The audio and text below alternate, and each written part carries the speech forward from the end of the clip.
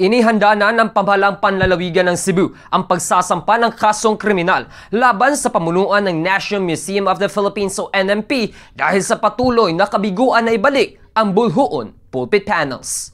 Ang impormasyong ito ay inihayag ni Cebu Provincial Governor Gwendolyn Garcia sa tulong ng mga dignitaryo mula sa Archdiocese of Cebu kahapon araw ng Lunes, Enero 13, 2025. Ayon pa sa umano'y 4 na kaso na isasampa laban kay Jeremy Barnes, ang Director General ng National Museum of the Philippines, kaugnay na hindi pagpapabalik ng mga pulpit panels ng Archdiocesan Shrine of Patrocinio de Maria Santissima o mas kilala bilang Bulhuon Church. Ang nabanggit na 4 na relihiyosong artifacts ay naiulat na nanakaw mula sa simbahan ng Bulhuon noong 1980s na kamakailan lamang ay lumabas sa National Museum of the Philippines, Cebu.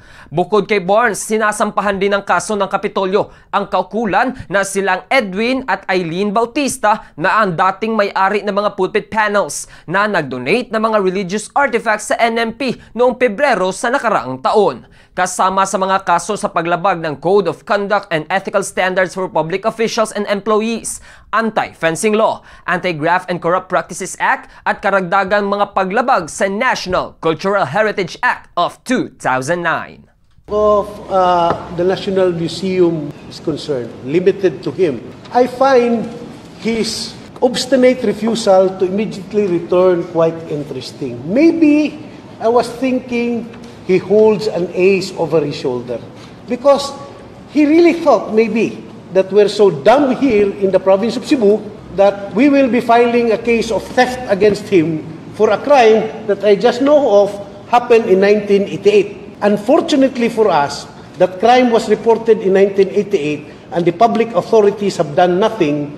That crime had prescribed. So maybe he said, there's no theft because it is prescribed. But, Mr. Barnes, the problem is Section 3E and 3F of the Anti-Graft and Corrupt Practices Act.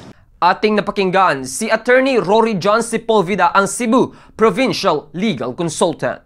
Mula rito sa lungsod at lalawigan ng Cebu, ako si Bombo Ken Apor. Para sa number 1 and most trusted radio network in the country, Bombo Radio Philippines. Basta Radio, Bombo!